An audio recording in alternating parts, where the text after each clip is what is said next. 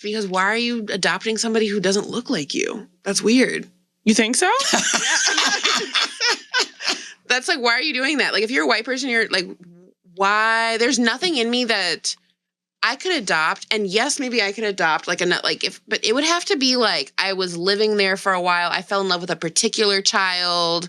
I'm not going to go look through. You could adopt a Chinese child? I don't think I could. Yeah. But maybe if I lived there for like 5 or 6 years and there were like, maybe. But I was in love with it's a little actually Mexican easier guy. to get them, You never know. I don't want to say like never say never, but like living here and choosing like, we're going to go look at this place or we're going to go look at this place. Like, to piggyback off of what Gabe said though, like, did she just pick someone from a third? I know China's not a third world country. I'm talking about China like it's a third world country because that's how we see Chinese orphans. Yes. I know that. Okay. Yes. I know that they're about to take over. I'm not confused on that. We're going to be a third world country. But because it's quicker and faster to get kids from there, like there's less red tape and it's less expensive. Like that, it kind of adds to my theory actually with Myka is like you just did the quickest, easiest, most interesting thing that would get views. Okay, take it away whenever. Can't wait to have size C tits one day. Or a small D. Ew. Like literally just small tits. It's the end of the weekend, tits. but I still wanna turn up. Yeah, I still wanna turn up. All I want is to go again, but you ain't picking. Sorry, I'm looking at my work schedule and I feel very confused. Some shit on there, it's not supposed to be there. Any night, any day, let me take you away. All I need is just saying. No, it was supposed to be there and I fucked it up. Better nights, better days, when you're here with me, babe. Thank you, Cause you're babe. all that I crave, so I wanna. Where are you? Don't hide away from me when I need you most. We got love guaranteed. Hello. Welcome to Therapy Rebranded, where we're consistently inconsistent. Ding. Ding. We already did our Reddits on live, so let's just dive into some topics. I'll set this one up. Do it. So wait, pause. Whenever you say set this one up, I picture like that. It should be. You're gonna hit it. I don't know why I had to say that. Sorry. So fuck. Sorry. Basically, a documentary came out on HBO this January, and it was about family vlogging. So basically, these families who make tons of money off of showing like their day-to-day life with them and their children, and they get tons of views and subscribers, and they have like essentially what they've had on there before is they've had like, they had fans on there who were, just describing their experience of following them and basically just sharing, like, they felt like it was a friendship. Like, they felt like they knew them. They felt connected to them as people. And they focused specifically on this one family who ends up adopting a boy named Huxley. And at the beginning of the documentary, they're kind of showing the start of this person realizing that they're going to have, sorry, I'm looking up the name, that they're going to have tons of fame. And so they kind of are doing this thing that's very, very transparent, where they are sharing, like, this is what gets views, this is what doesn't. They're the Stauffers. Their names are Myka and Jane Stauffer. And essentially what happens is she's quoted in these videos saying, like, basically being pregnant or having children is like what will blow up your YouTube page. Like, that is what the algorithm says. Like, she literally is like, you might be sitting on a liquid gold mine and not know it. They really underline that, and she underlines that. Yes.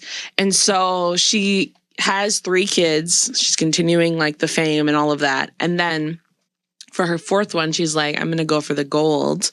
Or maybe it's her 3rd kid, 3rd or 4th. She's like, I'm going to go, I think it's 3rd. I'm going to go for the gold, and I'm going to adopt a kid instead of have my own children. And then I'm going to adopt him from China, and I'm going to adopt somebody who has high medical needs. That's what she said at first.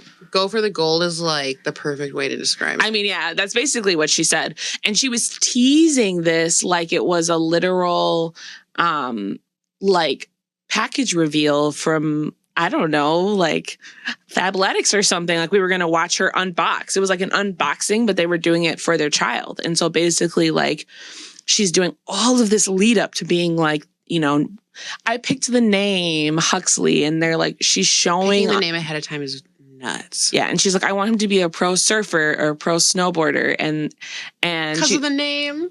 Well, she picked that name because of that. So she's like, that's going to kind of overlap with my vision. And I think that speaks a lot to adoption, people having preconceived notions of who they're adopting. Actually, just parenting in general. Like, I'm going to create this. It's like you don't have that much say in how they turn out. And it speaks to like how much influence adults in general think that they have over like how a child's going to turn out. Like, he's going to adopt to our family culture and our family life, and it's going to be whatever. And the crazy thing is like, if you're doing a good job, you actually don't have that much impact on like what their interests are. Right. But you do have a lot of impact on like how they treat other people and their stability and how they show up in the world. Right. But like, if you're doing a good job being a parent, like you're not veering their interests towards things. You're like letting them be the people that they are. Mm-hmm. So anyway, so she's teasing, and it was kind of uncomfortable to watch because she's like vlogging that Myka is vlogging, like showing all these like babies in Chinese orphanages and like being like, oh, look at this one and this one. And like, oh, I fell in love with this one. So they adopt him. And immediately it's difficult. They literally vlog the adoption, like them being there and him meeting them for the first time and that whole interaction. He looks scared. And they vlog that whole interaction, and then they bring him home. And they vlog how difficult it is to have him acclimate to their home environment. And then they like are showing kind of the real of how hard it is to have someone acclimate to your family, and a real in quotes. I'm sure it was worse than what they were showing, right? But their fans felt like they were showing the real. And then they basically are like, big reveal, another unboxing that like he has autism and ADHD and all of these other quote concerns. And basically they already knew. Supposedly, I don't know. Who knows? Yeah. Who knows? It was very unclear. Yeah. Oh, yeah. They're lying on the channel. Revealed it to their public yet. Yeah, they hadn't revealed it. So they reveal that, and then they show her like doing speech therapy with him and all these different things and like being a good mommy. And then all of a sudden they literally erase him from their channel. He has brought them millions of subscribers. Like, they were showing this on the documentary. He is the reason, Huxley is the reason their channel blew up. And is the reason that they get money, is the reason that they're getting endorsements. 1,000%. Yeah. So, and they just try to like pivot. They just try to pivot their channel. Like, we're going to do cleanings and like home stuff and like Christmas stuff. Like, we're not going to like show our family or Huxley. And then they started deleting comments. So people were commenting like, where's Huxley? Again, these fans, there's so much conversation to have around fandom with this as well. Mm-hmm. But these fans, right? They're like, which I wish they had gone into a little bit more. Yeah. They're like, where is he? Where is he? Kind of thing. She's just like rapidly deleting comments. And then eventually they feel like they have to disclose to everybody that he is not in the family system anymore. And they basically, she's crying big crocodile tears about how much of a failure she feels as a mom and a person, and that the professionals told her to basically get rid of her kid because they couldn't meet his needs. So within 3 years, gone. Imagine. And they tried to just like move on, and then everyone hate spam them, and they deleted their YouTube channels. And they have been yet to be seen since. So that is kind of the like foreground for this conversation, which I think is about fandom. It's about family vlogging, and it's about like transracial adoption in a real way. This mom walks into the ER and has a child. You're seeing a child who's a couple of years older, old enough to be in your unit. What are you thinking? How do you work with this family? I mean, let's be honest. I'm not thinking anything. I don't know anything about them. I'm probably taken in by how concerned she is, and I probably smell a tiny amount of bullshit, but I'm just glad she's not being like abandoning this hard kid. Yeah. You know what I mean? Like, you don't really know.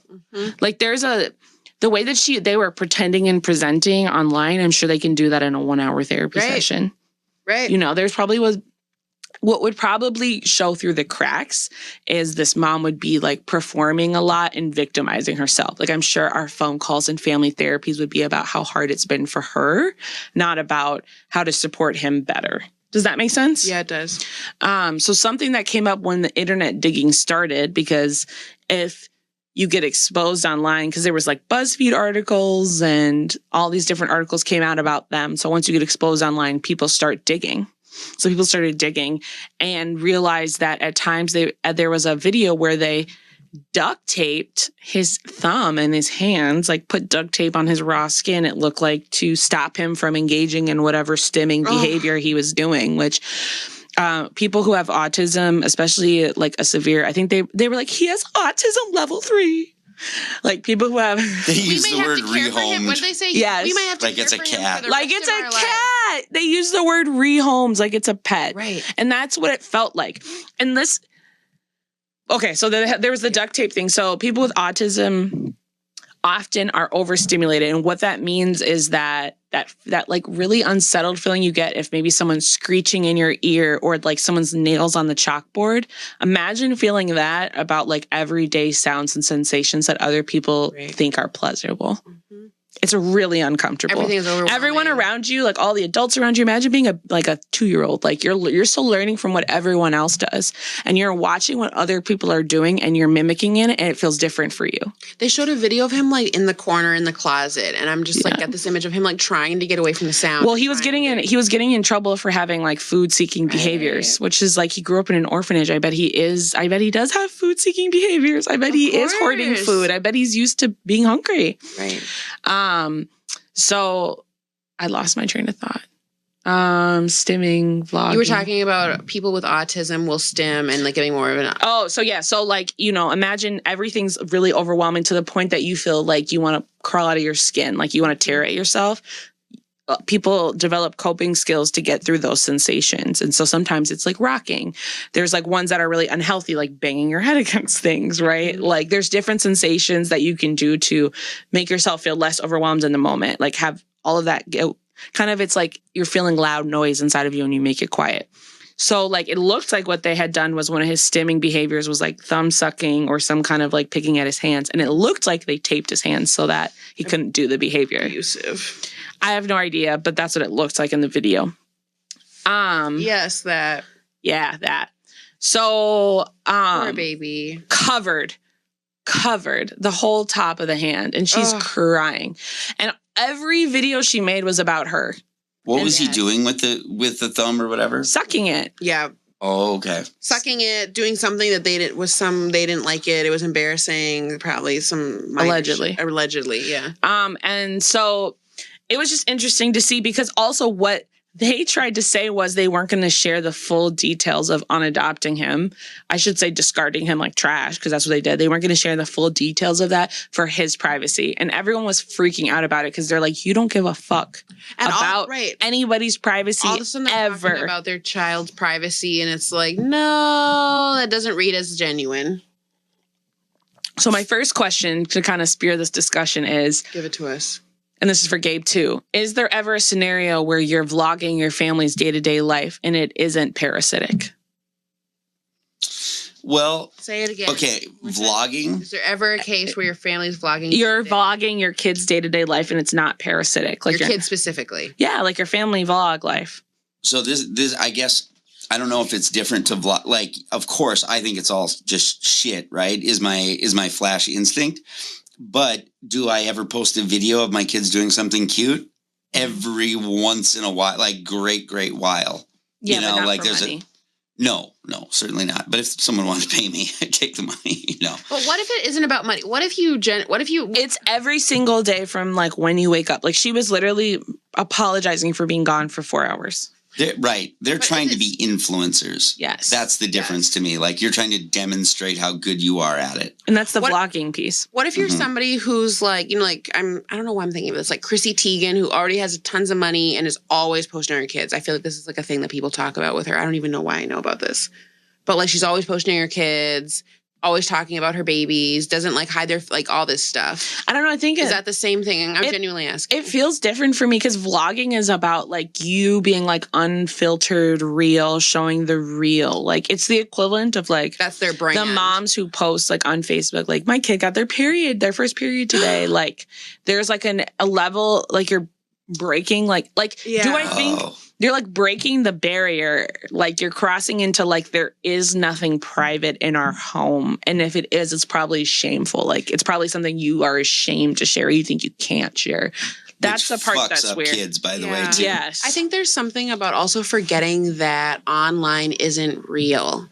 like the online relationship, like the parasocial relationship you have with whether it's fans online. What's a parasocial relationship? A parasocial relationship is like when you feel like you have either a friendship or maybe a closer intimate relationship with somebody online, or like you're a fan and you have a relationship with a celebrity or somebody you follow that's like closer than what it is.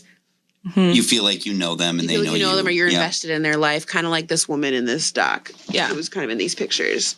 Yeah. So It like, do you think that they like, I don't know.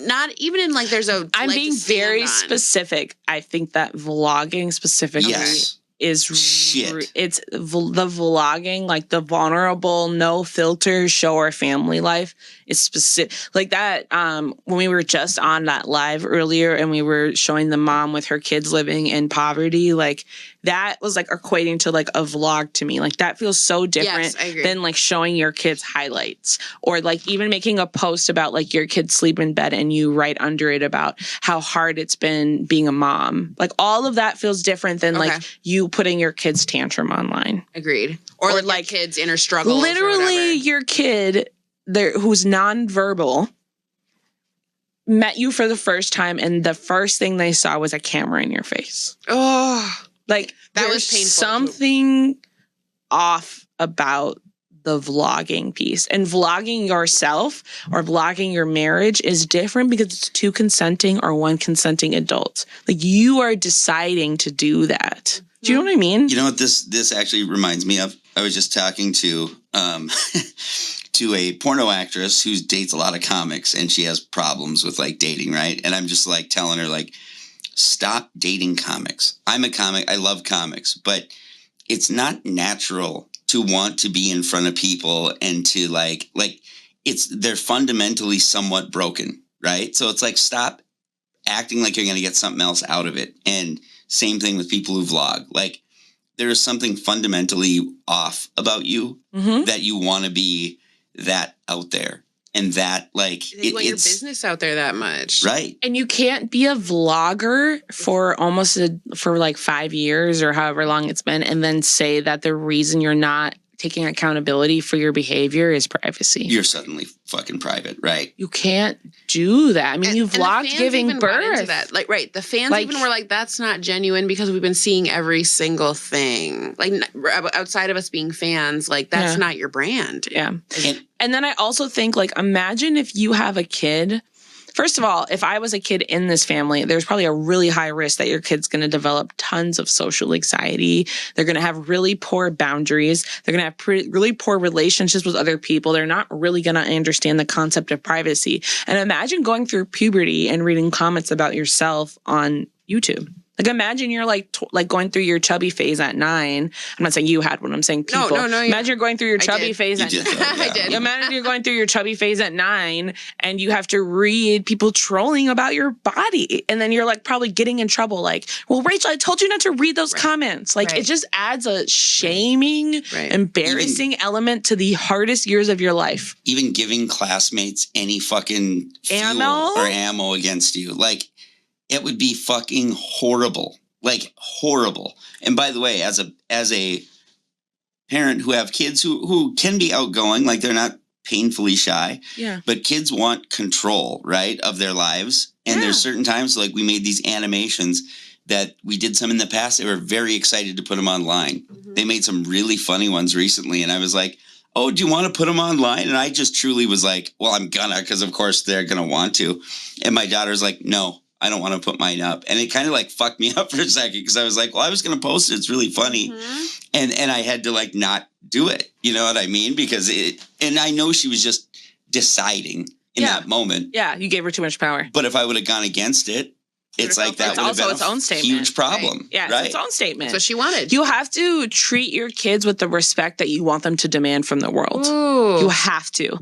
You have to, like, if you want your kid is going to go into the world being accustomed to being treated a certain way, and that is what they are going to accept. They might move past that and require more from people as they grow as a person, but like, what are you sending them out into the world with as their baseline?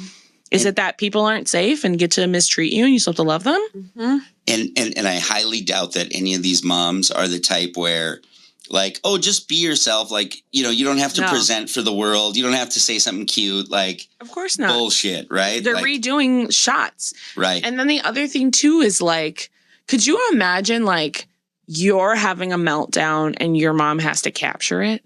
Oh God. Like to show her parenting. Even, I had a mom growing up who, she is. Whatever. I love, that's its own thing. But, who loved to, if something embarrassing happened to me, she loved to tell aunts and uncles, right? And like, have a big laugh about it kind of the thing. And it's like, I don't look back at it as if it's some huge deal, but it did bother me when I was young. Yeah, you know what I mean? It's annoying as fuck. And, right. And like, there's literally so many memes online of like, of you just being like this, of being like your mom, when your mom uses your childhood trauma to get a quick laugh. Mm-hmm. Yeah. There's like telling aunties and uncles about like your and also like, don't do that shit in front of me. Like have that quick laugh at the restaurant when I'm not there. Like I don't need to be a part of this humiliation at all. The other thing that was really fucked up about Myka Stauffer and James Stauffer was that, they like showed Huxley more than all the other kids. So they knew he was like the cash cow and he was the one that was getting used and shown all the time. And I just think it's really interesting that the kid who can barely talk and is from China and very different and that people would be like, ooh, about is the kid that you posted everything for. So just to play like devil's advocate a little bit, do you blame the kid at all for not getting enough views? I do. Yes, I do. I do. Hard not to. It's hard not to. I also would have. Be cuter. Put on a show. Should have played into it more. Yeah. You should have learned to speak faster. Carry some chopsticks or something for the people. Come on. So when we were watching the documentary, Rachel was getting really upset about cross-racial, transracial adoption. And they actually had a fan who was a transracial adoptee and she was super into them. And then when they just discarded their kids, she had like secondhand trauma. She was distraught about it. But there's a lot of different takes on it. But I think the overall American take that is kind of accepted is like, you'd rather be adopted into even a kind of shit family in America than stay in your third world country. That's certainly what we think here, I think. That's what I'm saying. Like, that's the American take. Totally. Right. Do you agree with that? What do you think? No. Yeah. I think that I'm obviously not an adoptee. This is not like an experience I have. This isn't like who I work with, but based on what validate. Let's hear your real take. I know I have to cushion shit. Cause you know how Can I also tell you how many people over 40 were like, I listened to your last episode with Rachel when I was talking about the psychobabble. Fight. They're like mud fight. They were like basically like, I didn't know you thought like that. Like what? Reasonably. Just like you are that I could see some of the trash that comes with millennials. Like I think they were like impressed that I could see like some millennial garbage. Oh well, yeah. I feel like you're always the one. No. I wanted to run in there and give her a hug. Yeah, I couldn't believe it. They're all so excited. And then I got to hear all these things that they don't say to us, and it was really great. Facts. Well, I feel like I get tired of it because my parents are just always giving it to me. So I'm like, that's just old people. But anyway, I think it's fucked because why are you adopting somebody who doesn't look like you? That's weird. You think so? That's like, why are you doing that? Like, if you're a white person, you're like, why? There's nothing in me that I could adopt. And yes, maybe I could adopt but it would have to be like I was living there for a while. I fell in love with a particular child. I'm not going to go look through. You could adopt a Chinese child. I don't think I could. Yeah. But maybe if I lived there for like 5 or 6 years and there were like, maybe. But like, it's actually easier to get them. You never know. I don't want to say like never say never, but like living here and choosing like, we're going to go look at this place or we're going to go look at this place. Like, to piggyback off of what Gabe said though, like, did she just pick someone from a third? I know China's not a third world country. I'm talking about China like it's a third world country because that's how we see Chinese orphans. Yes. I know that. Okay. Yes. I know that they're about to take over. I'm not confused on that. We're going to be a third world country. But because it's quicker and faster to get kids from there, like there's less red tape and it's less expensive. Like that, it kind of adds to my theory actually with Myka is like you just did the quickest, easiest, most interesting thing that would get views.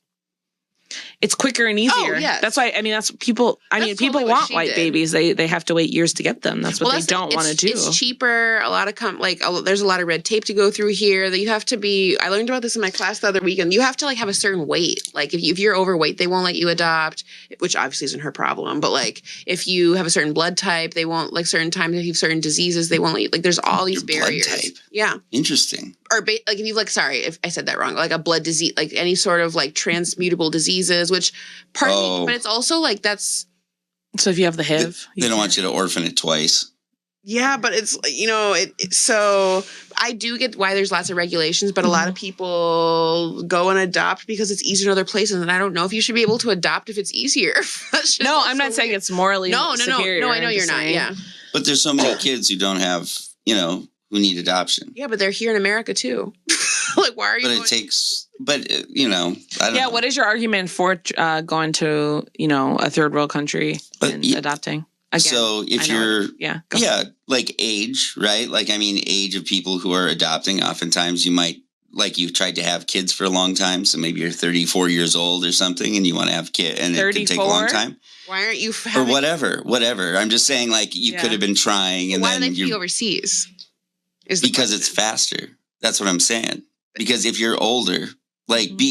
Parents are conscious of that. Like, you should be conscious of it because you don't have kids yet. Sure. No. Thanks, Gabe. I'm joking. I'm fucking joking. 34 was so young. That's why when you said... I was like... No, I didn't have kids till I was 37. No, yeah, that's what I'm saying. I feel like if you started trying to adopt at 34 and you got a white baby at 38, is that really that? Is that really worth the stress of integrating a 3-year-old into the culture? What are you guys saying about what's wrong with truly, this is a child who needs a parent, right? We're not taking them away from. But also, there's so much that comes with adopting a child from another country, and for I'm just gonna is primarily white people adopting kids from other cultures or whatever. Right. Because black people don't care about Chinese people, but essentially, but they know to Well, because can't you go older if you wanted to go faster? Yes. Well, who the fuck wants to do that? Well, because they didn't get a newborn. They got a 3-year-old. Right. No, I got That's why I'm saying that. Yeah. No, I'm being I totally get why people want newborns. They want the least amount of trauma. Everyone does. They want the least amount of trauma and they want to bond with the newborn. Yeah. I get it. They want to be their only parent that they remember. I totally get it. I totally get it. But they didn't get a newborn. Sorry, I just have to clarify that Micah did not get a newborn. They got a 3-year-old. No, they got a ton and of also, memories. she got pregnant right after she adopted this person. She can have kids. Yeah. Are you guys kind of implying that? Oh, wait. But my thing is that you are just glazing over all the cultural stuff that they come with, language, how they grew up. If you're not adopting an infant, right? But also, it's just the whitish. It's just another form of colonizing to me. You're just taking some shit that you have no idea about. I guess what I'm saying is that it's not that it's across the board. I think Rachel and I feel differently about it, to be honest. Yeah. But I'm not saying that it's across the board good or bad to adopt a kid from another country.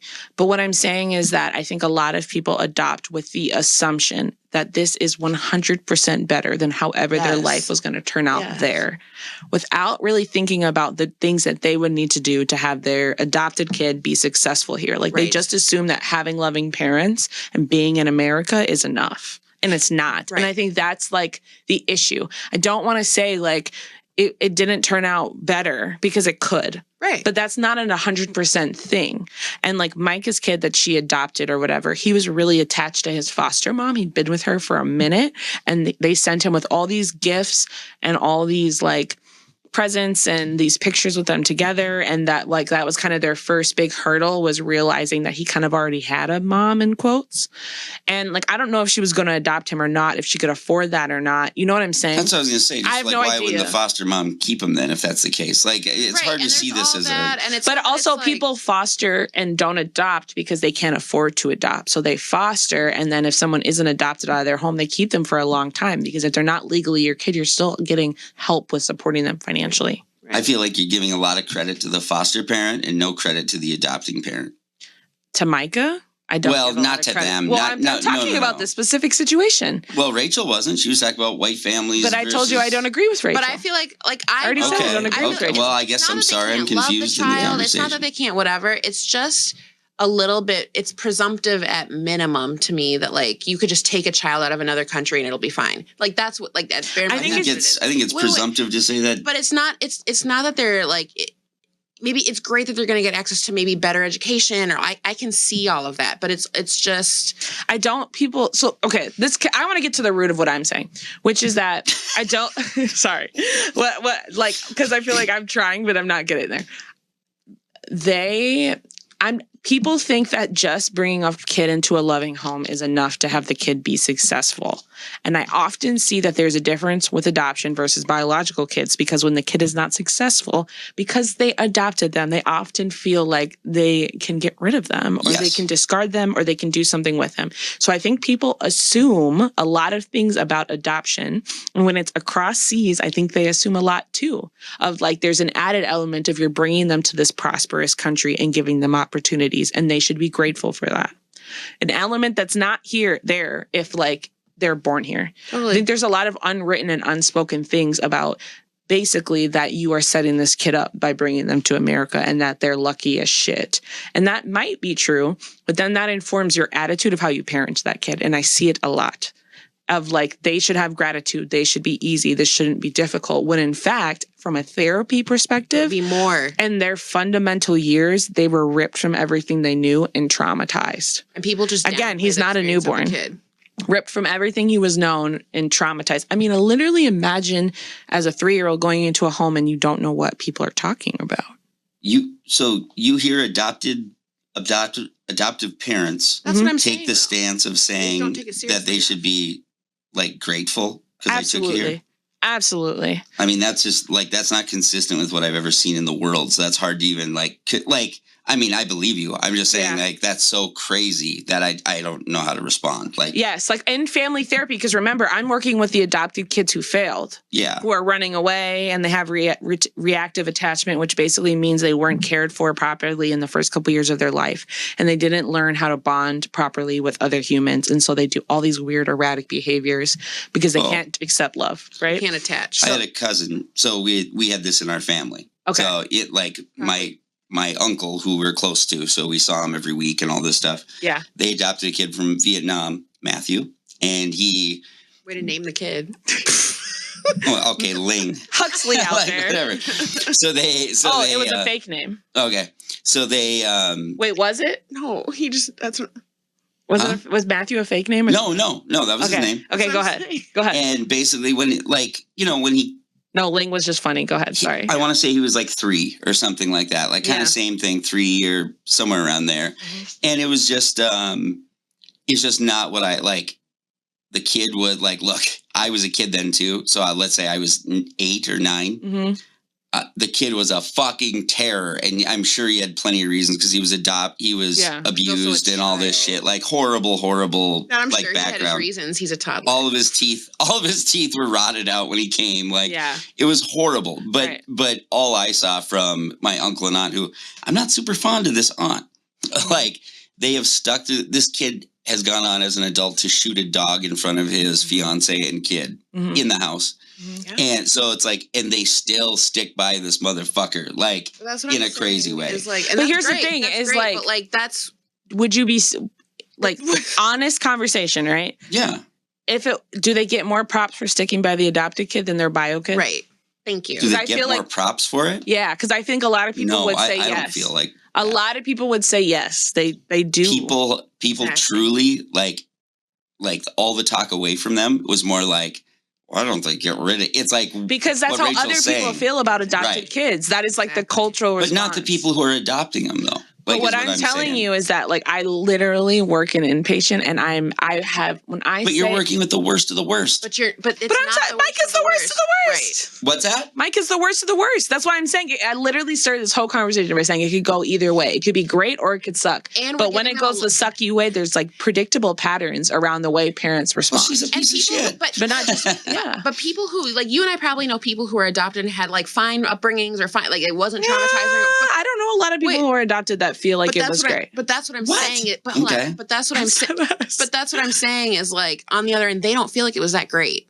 right? Like we might like you're like that child might have been loved and all that stuff, but they internally for whatever reason they can't.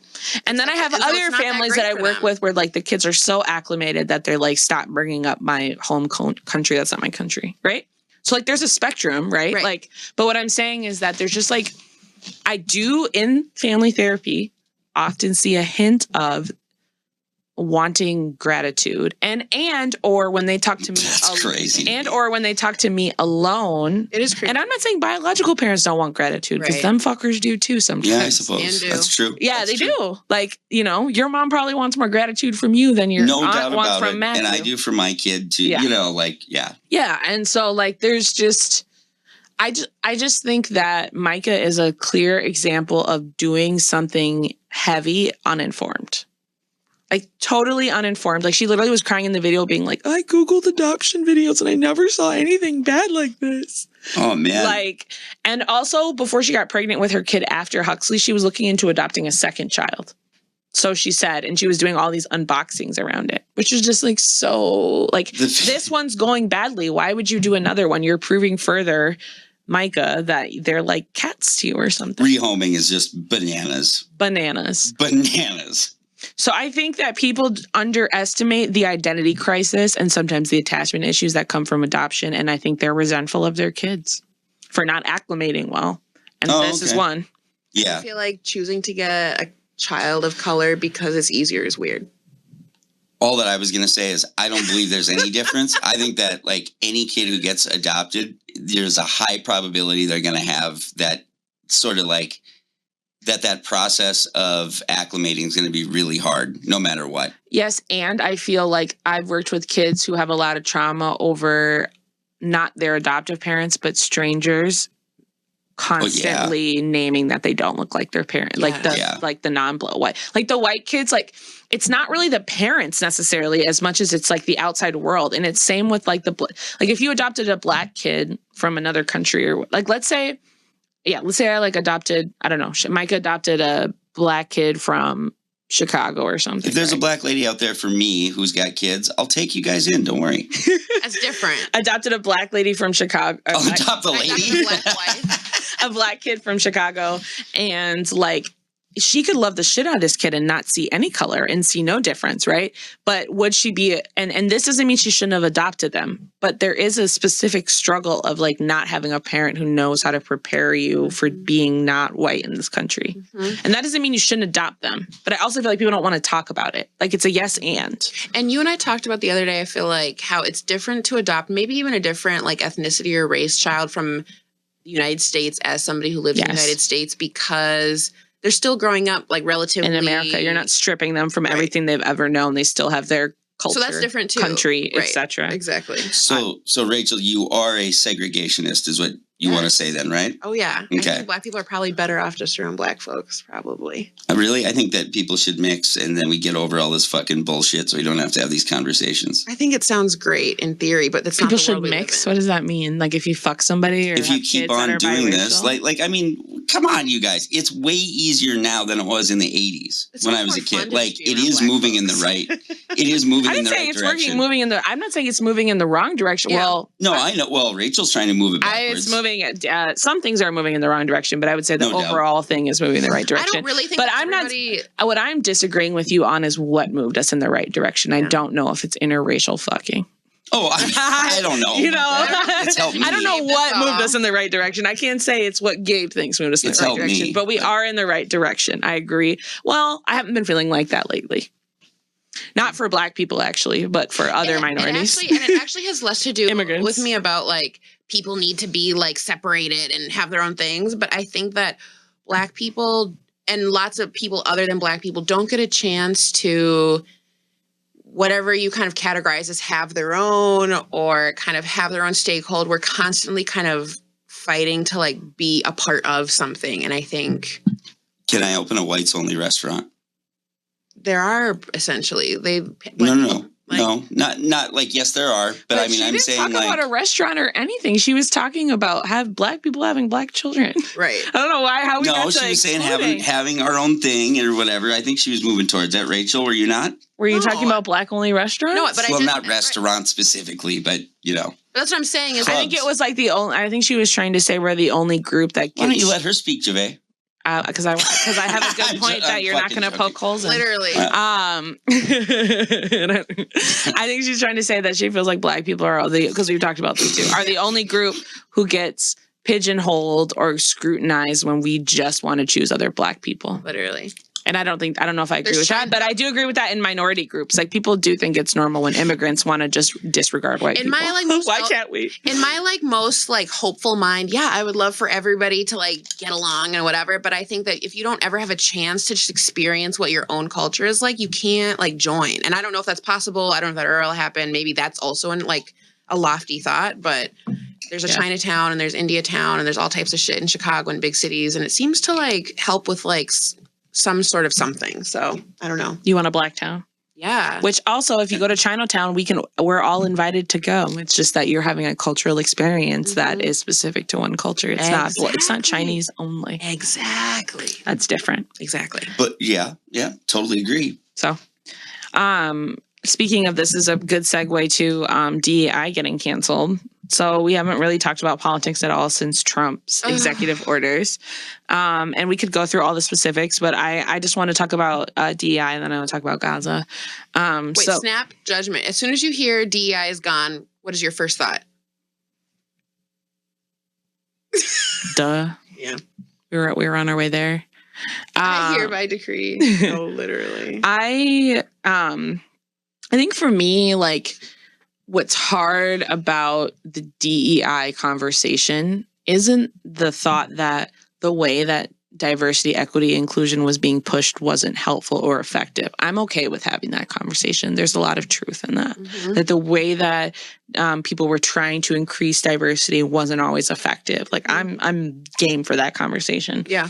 The part where I get lost and where I'm kind of is that people are acting like they want to return to this merit-based system.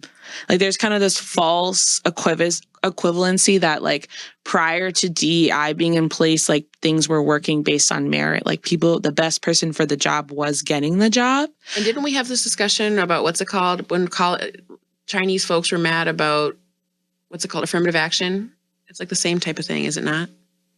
You got to work back from ADHD brain and explain it. Sorry, never mind. Tell me. No, I want to know. I really want to know. No, that's right. Not a bummed way. I was going to let you finish and then go. Go ahead. No, the affirmative action says, they want people to get in based on merit.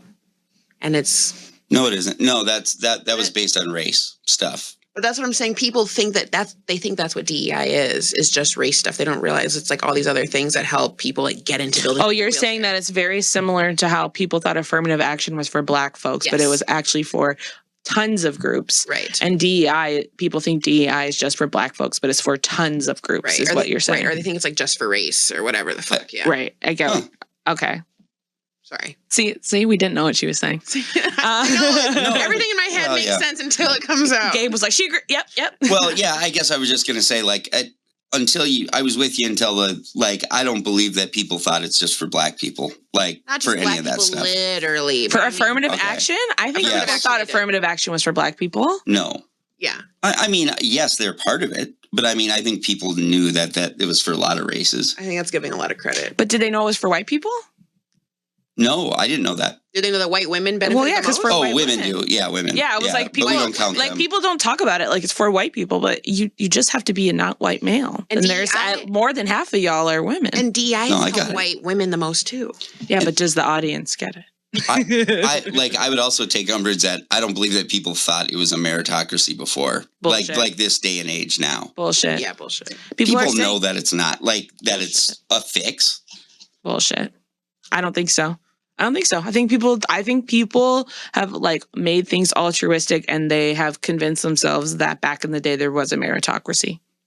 I think so too. I think people have convinced themselves of that. Is there a difference between having it be okay, I know that rich people and rich families have a giant advantage, but at least I'm in equal competition with everybody else. That's not accurate. Exactly. That's inaccurate. You're not Sure. in equal competition with any with them. And this isn't even like when you really like, I actually like to have this conversation away from race because I think it's too easy to poke holes in it. And I will pull it back from like a class piece. Like, I think I don't think every poor person or every working class or middle class person are in the same position. At all. Like, I don't think you can just go by class and say we're all in the same position, right? And I think it's a lot easier to talk about it with class than race because people get really hung up in racial differences, and people are often talking about class when they're talking about race. I think a lot of people think that perceive themselves or people like them as like temporarily embarrassed, like millionaires. Oh, sure. Say more. Like, I think that they think that they're 1 or 2 steps away from hitting it big, maybe even 100 steps from making it big, but that's not that much. And so they side a lot with like money making decisions or pro-business decisions or however it's framed because they believe it will benefit them becoming a millionaire. Yeah. And I agree. And you know what's actually interesting is like, if you really think about people who move up in the chain at work, it's not often a meritocracy either. And it's not even always about class or wealth. It's often about you have one specific skill set, like one tiny skill set, which is like how to navigate relationship building and meeting other people. And you could say that's like a merit thing because you did that. No, it's never a meritocracy. It's not a merit. But like, I'm just saying, like breaking it like down in that way, right? Is like, that's how white people frame merit as. You're right. It's like not even like a skill thing, right? Necessarily. It's like how to play the game. How to play the game. And like the thing that where race comes into the picture is that if you are not a white person and you're in a white institution, you might, even if you intellectually know how to play the game, you still might not be able to play it because of all the preconceived notions about you. You might be able to get around it. Like, I think someone who looks like Rachel or I could. I think it depends on what you look like, how you show up, right? Like, I don't want to pretend like I think a biracial person most likely can get around that, right? Especially in Minnesota, like we're propped up in like a real way. Being able to talk a certain way, all that. Not even just that, just how we look. That's the best thing in the world. Well, to be. Just how we look, right? The whole package, all of it. And so I think too, people think of merit as like, even like how Gabe, you were saying something along the lines of like, well, at least knowing everyone around me, like we all have the same shot. And like, I think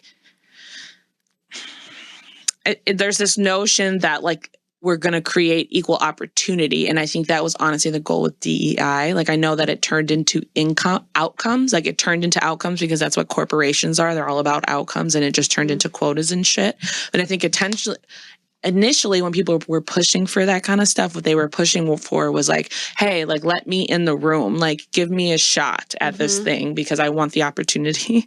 But that doesn't mean they were going to get the equal outcome, and all these it kind of got gray in the middle. I don't think you can really can't do that. Subscribe to humans, how to behave with other humans by putting like initiatives. Thank you. And like, I think people have to buy into it a little bit, or they have to have incentives to do it, or they have to believe in it a little bit. That's such a good way to say that, because I think you're right. We believe that like laws or regulations or whatever are going to make people behave a certain way. And that's what DEI turned into. So I was watching Vivek Ramaswamy on Breakfast Club. He went on there on January 28th. And I was watching because he speaks very highly of Trump now and their relationship or whatever. And he kind of was like the mouthpiece for talking about this DEI thing, which very clever on their end to have a brown person be the mouthpiece for talking about this. Kudos to them. But he said a couple things I thought were worth bringing up, which he said that they're trying to revive merit. And when like the black people around him pushed back, he was kind of like, well, even if like we never actually achieve that, shouldn't we be striving for that? Which, yes, and, right? Yeah. So then... Which is why it's dangerous for him to say, because he knows that. So there's two things about it that I thought were interesting. One, he said, let racism continue its course and melt away like it has been since the 60s. Melt away like it has been. Like, kind of like we tried to speed it up too fast, and, like, we did it in a way that actually, like, created more problems. And, like, instead of government interfering, we should just let social change happen naturally. What do you think about that? I think that it's untrue because literally the rest of the people around him, and I'm making a large generalization, are saying that they want to go back to the 60s and 50s and want all those things back. And so he's saying something that... Right, he's being disingenuous. But if it was genuine, like the notion that like we've made social change since the origin of our country, things have in theory gotten better for a lot of people. I would say... And like, why don't we just let that continue happening instead of making legislation about it? I think that's... I would say, where's that ever happened? Okay. Like that hasn't happened anywhere else in the world we've looked at. People who are brown, black, poor, they just continue to suffer. So I don't think that letting anything play out is like, what is that called? It's like Darwinism or like kind of like the fittest, like survival of the fittest, like whoever makes, that's kind of what he's saying without saying it. Mm-hmm. And it's just capitalism by another name. Like whoever fights it to the top, like, let's just see what happens. And it's just, we know that's not how it works. So I don't know. It's stupid. I think the thing that was interesting about it to me was that I think it kind of erases like the hard fought work for the social change. Like I don't think it did really melt away. I think it was like really hard fought. And right, like it just created, like he said, like it's just something that it definitely like it wasn't something that people worked for, that people died for, that people whatever. It was really hard fought. I follow this Instagram account. It was like something called Historic or something like that. I don't know. And it was this video from maybe the 70s. This is not really race related. And it was these white people that lived in rural Minnesota, maybe not Minnesota, sorry, rural America, that definitely worked like either factory jobs or like hard labor in like farms. And they were throwing a fit because of not being able to drink and drive. Like I know exactly I love it. Yeah. They were throwing a fit about not being able to drink and drive. They were so upset about it, like what kind of America where is it where a man can't crack a beer on the way home and like was like dead ass. And I kind of wasn't even judging them. I still mean it. I get a culture. Yeah. Like that's what they're doing. They're driving your pickup. Like what who's and like they're like they're on back roads. Yeah. I'm an adult. If I'm not drunk, why can't I have one beer and drive? I've done that in Mexico. Like it's not right. So anyway, so they had to like enact this law that created all of these consequences in order to like bring this down. And people were super against it, right? They've been chipping away at it for years, trying to bring drunk driving down. Think about where we're over 50 years from that clip and we're still struggling with drunk driving, right? Like sometimes changing hearts and minds doesn't work. Guns, like, it doesn't work. And at the same time, there is this... I think you need a balance. I think you need enough people who are bought into what you're saying for it like there's a combination. Like you do need the social movement and the belief with it along with like the legislative change. Yes. But I think that because that's what protects people. Yes. It's not the thing that makes people feel better, maybe. Not the thing that actually fixes racial tensions, but it's important for people to feel like there's some sort of boundaries, even if they're arbitrary, even if they can change. Like people need that to some degree. Yeah. So then the second part of this that I thought was interesting, and I'm really curious to hear what Gabe has to say. Actually, I would like you to go first, which is that he said that he believes that creating DEI created a reactionary wave of racism that actually increased the amount of racism that minority populations were experiencing because of how outraged people were about DEI. I've heard that, yeah. 100%. Like, I 100% believe that. I believe I've seen it. I believe, like, white people who I never heard bitch about race in the 90s, you hear make comments in this last 5 years that I never heard before. And this is the thing that I heard overwhelmingly is that it's they felt like they were being told they're racist when they're walking around in their life. And yes, I know that they probably are being institutionally racist and all that kind of shit, right? But in their mind, what's that? I actually like that distinction, institutionally racist. Yeah, like they are. Like there's things. Yeah, there are things that are doing that they're not aware of. Yeah, I like it. It's distinct. But in their mind, they're like, I'm not fucking like whatever. So that's really offensive, and it's just like telling people that you're telling that. Like, okay, I had recent where I broke up with a woman because she told me, not because of this, but I found out she was wearing a wig like a few nights into it, right? And I was telling a friend as like a funny story, and like because I thought it was funny, but I was also like, it weirded me out enough to where I'm like, I don't know what you look like now under there, and it's just weird, right? And it was that added on to a bunch of things. And my friend goes, was she black? Yep, that's racist. Yes, it is. Yeah. Yeah, yeah. And it's like, to me, it's just I know you can say that. I know the reasons for you saying that, but it's just, that's preposterous to me. If a white woman did it, it'd be the same fucking thing. Like, I don't know. I was actually going to say it's more like, how did you not know it was a wig? Is actually where I'm coming from. Because I don't touch black women's hair because I'm told that.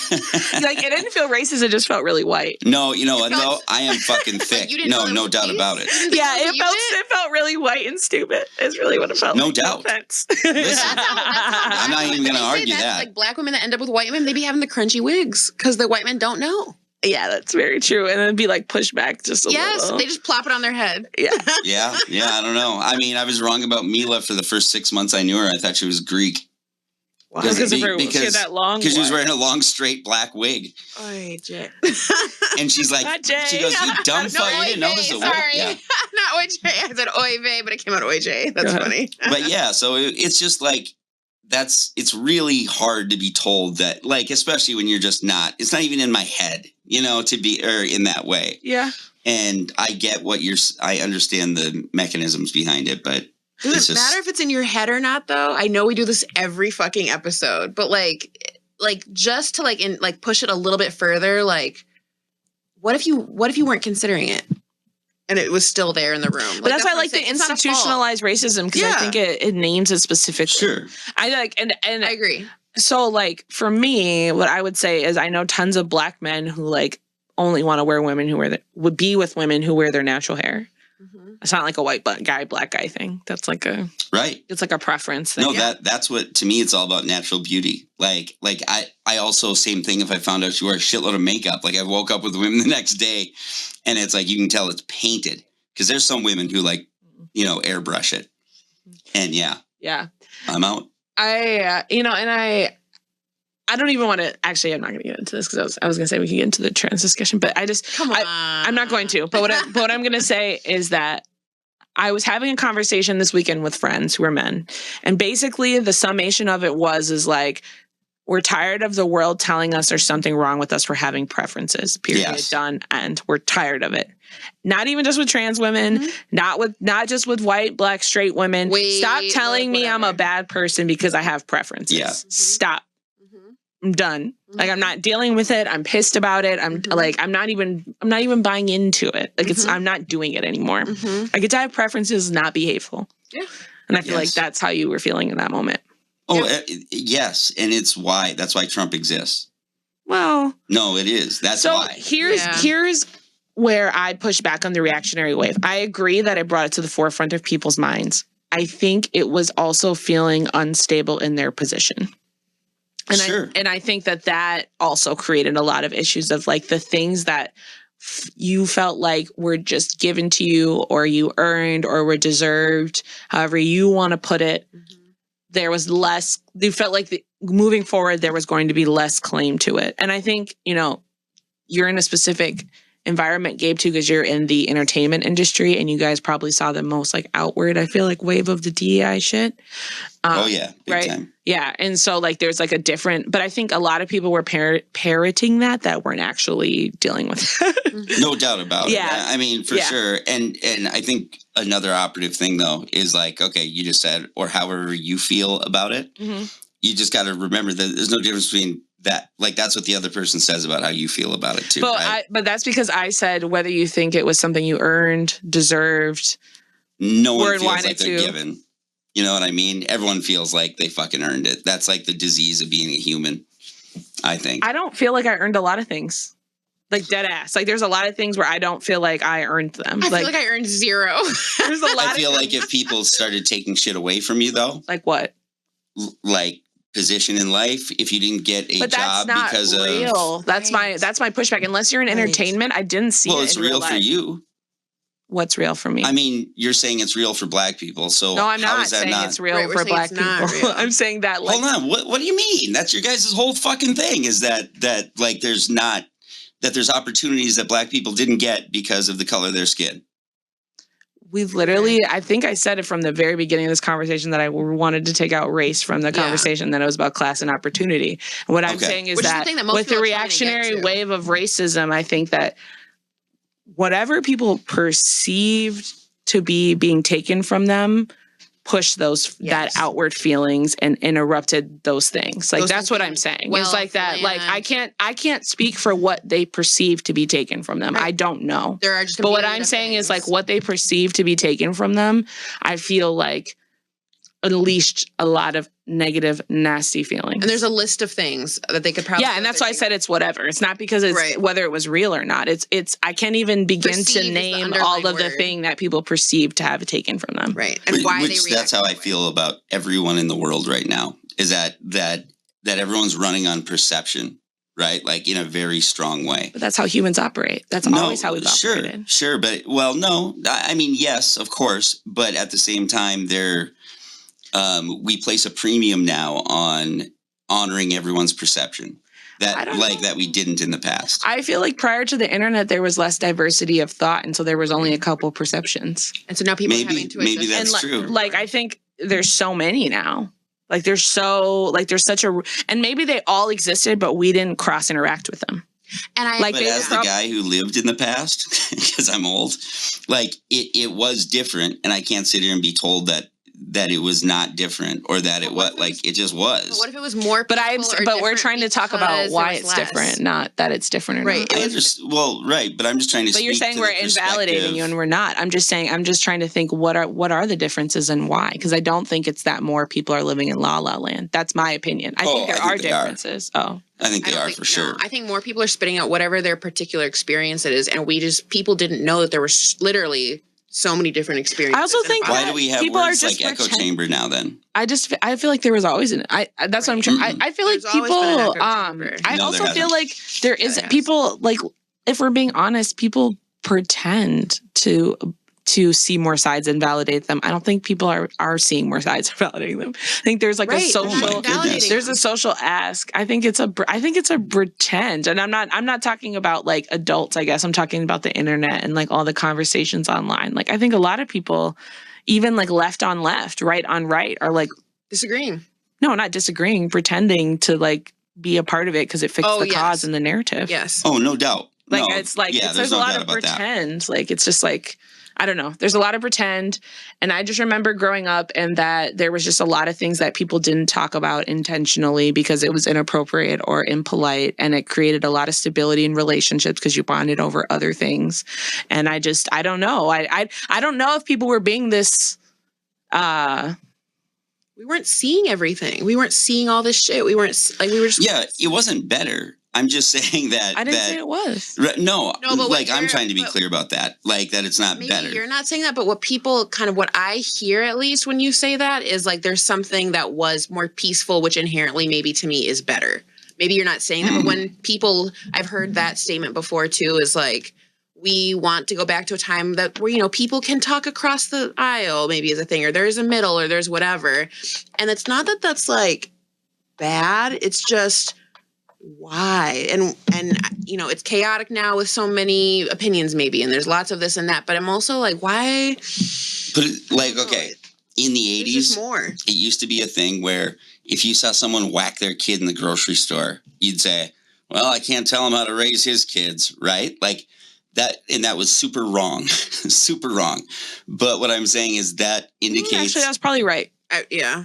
I don't think, no, kids have a right to not be abused. They have a right not to be abused, but I think if you go yell at somebody who's hitting their kid in the grocery store, then you're going to make that kid get hit more when they get home. I agree. What about yelling at people to tell them that what they said in the grocery line was a little bit racist or a little bit off? Like that's exactly what I'm saying. Like that there used to be, you did like right now, the whole like watching people's pockets kind of shit, right? It's like everyone's looking at each other and making judgments in a way that was not accepted back in the day. But they still had the judgments. They just weren't saying yes, exactly. Right. That's my hope. But that's also like, I'm agreeing with you. Like, I think like the internet has created this different that's what I'm conversation where people feel a lot more able to say their inside thoughts. And what I'm saying is that for some of those people who are having this reactionary racism, in quote, like, I think some of those were their inside thoughts, but they just didn't put a lot of thought into it because there wasn't a lot of focus on race and people weren't forced to talk about it. And they didn't feel like they were losing anything to other races. And then the second they felt like they were losing something to other races, all of this shit came out.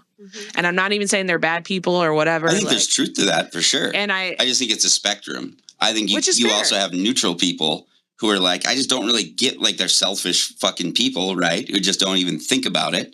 And then all of a sudden this comes up and it's like, fuck, this person's causing me pain. Fuck them kind of thing.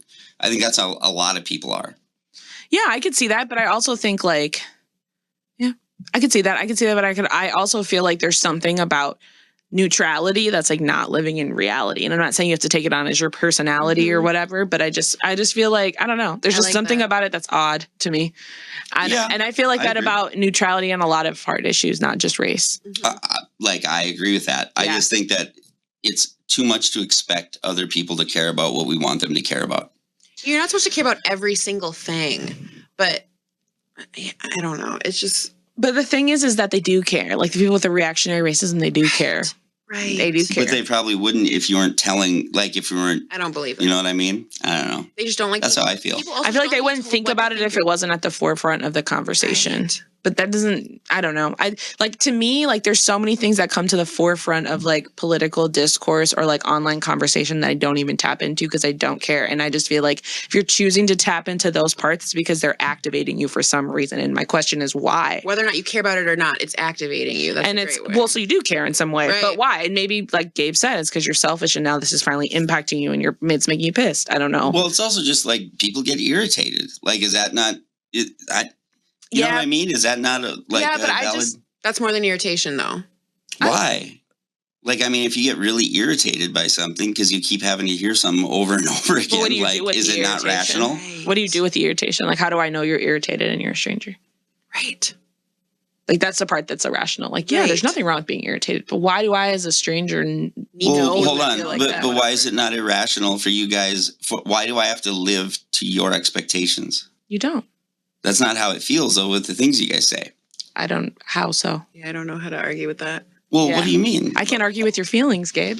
I'm not asking you to argue with my feelings. I'm actually speaking for a straw man as far as I'm concerned. Well, you said that's how it feels, and I'm confused what straw man feels. Because this is something we're therapists, so once you start saying this is how I feel, we're not going to argue with you. No, about that's how you okay. feel. So that's why I'm like, tell me how you feel. I'm not bothered at all, actually, on this. I'm just trying to actually think right now to think how, what I'm saying is that there is a big premium on just leaving people alone. And that's not what we've been doing in our culture for the last several years. It's been extremely inflamed on both sides.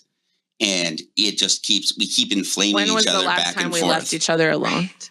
Listen, we always I'm serious. did things. When did the shift happen? I'm genuinely asking. Okay, Clinton years were really smooth as far as that goes. Obama years, as far as I remember, Obama was not smooth. The first two. Hold on, it wasn't like this. The first two were terrible. Was not like this though. Are you kidding me? As a black person, we were fucking terrified. They were burning him. They were hanging his body and burning it. After his first presidency, I feel like a lot of that shit ended. But black people thought he was going to be assassinated. There was tons of conversation around that. People did not think he was going to make it. Yeah, I'm like, I remember the first couple years of Obama being very tumultuous on the internet. People who listen to this, comment below and write your age. But I do think, I know we weren't bringing in race into it, but I do think this is a... Well, that was race specific. People lost their fucking mind. And people... Well, hold on. You asked me when I just said presidents. I wasn't trying to say race. I'm just trying to say marking through the years. Right, but we were talking about people losing their minds. I think it was race specific. Just like I think Trump, if you want to talk about reactionary racism, you talk about Trump in 2016. No doubt. But then that means that's when it kicked off like crazy. That wasn't for people's reaction to Obama to be Trump, then that means there was an infraction and it wasn't smooth and it wasn't just easy years. Like if we really think about the gravity of the reaction to him, there's no way it was just smooth and easy. But it was it was like Nixon's silent majority. That's what it was. It was an undercurrent. It wasn't out in the open the way it is now. Trump gave everyone license to put it out in the open. But my point is that if you put it out in the open, you already felt like that, no? Sure, but we weren't inflaming it. We weren't living with it. We weren't talking about our president at the dinner table every night. But we're not. Do you talk about it at the dinner table every night? Through Trump's first one, absolutely. Not this one because we're used to it. because we're just fucking like And I know desensitized. I know, But that I there's feel like that's disagreement about this, but like his ability to be, because he's a reality TV person, his ability to stir reactions. I don't know if that's about anything other than that. I feel like you guys are like reacting as if it's bad because people have negative feelings about different groups of people. When I'm saying you can't control that, it's going to happen. No, I'm saying, I feel like you're saying that the negative feelings were created by DEI. And I'm saying they were already there. That's all I'm saying. and they were that DEI. They were inflamed though by but I'm saying they were already DEI. there, and that's all I'm saying. Sure, but there's nothing wrong with, like, we can't control how people feel. We can control how we inflame them and how we I disagree how with we that. tell I other don't people care. how to live. This is my view on racism, is like, I don't actually think we need to change people's heart and minds. I don't even know if that's possible. Mhm. I think people there has to be firm set boundaries on like how you get to act on those feelings. Yep. And Sure. that's how I feel. Yeah, I'm fine with I'm that. not even trying to change people's hearts and minds. What I'm saying is that, like, whether it was inflamed or not, I think that's a false responsibility on the people who inflamed it. I think it's a higher responsibility on the people who inflamed it than the people who have those feelings. And I don't think that's fair. And I think that's part of what I'm saying. I'm not saying Who do that you people think can't. inflamed it? Because what I'm saying is both sides just inflamed it. Like, it's I not don't care who one inflamed person's it. guilty. I think it's the fact that it was already there is equally, if not more, the problem. And there's is a what reaction, I'm saying. and there's a in my reaction, opinion. right? And there's a reaction to it being, whether it's being inflamed by Dems, left, however you want to say it, is that there's a reaction to that. And so, like, why not look at that reaction instead of that? Maybe people want more, whether it's black, gay. Stop making people feel uncomfortable. They'll stop sharing their racism. Right. Cool. I'm fine with that. I don't even need you to say that you're not racist or anything. Right. Please stop sharing it. That's it. Literally, please stop sharing. Because I'm not asking, and all the and this isn't to Gabe, but like all of the like engagement online and stuff. So I don't even want to. I don't even want to, Right. and that's why. And I know that's not good for YouTube engagement and all of that, but it's just like I genuinely can't. I don't care. And I don't even care. Like that's like my thing is like I was this. I've worked with families who experience like tons of racism in a systemic way that's very specific, like in the school system or something like that. And I literally have these conversations around like, yo, we're not like, you're not going to change hearts and minds, and your kid's not going to change hearts and minds, maybe, but like, let's not bank on that. Let's make this institution worried about the consequences of acting on their racism. Yep. I don't care if they're racist or not. Let's let this institution be uncomfortable with acting on it. Same thing with how people were saying like burning down the city was a great thing. Whether you agree with that or not, the thought around that, or a lot of the conversation around that, was like, let's make the consequence for a police officer not going to jail or getting their proper due so bad that they go against what they want to do. Yep. And so like, I think maybe we're all talking about different things all the time when we're talking about race, but that's what I'm talking about. Yeah. And on that note, we've gone over an hour on this. I take no umbrage with that whole last We didn't go thing. through everything, did we? Huh? That was pretty good. We did not go through everything. We didn't go on to Trump with Roseanne either. Or Roseanne, but that's okay. We can do that another time because it would still be applicable. It will. All right. Roseanne's timeless. Yes. So is Trump. Thanks, guys. Say goodbye. Bye. I loved having a clock. It's the end of the weekend, but I still wanna turn NBC. No relation to NBC.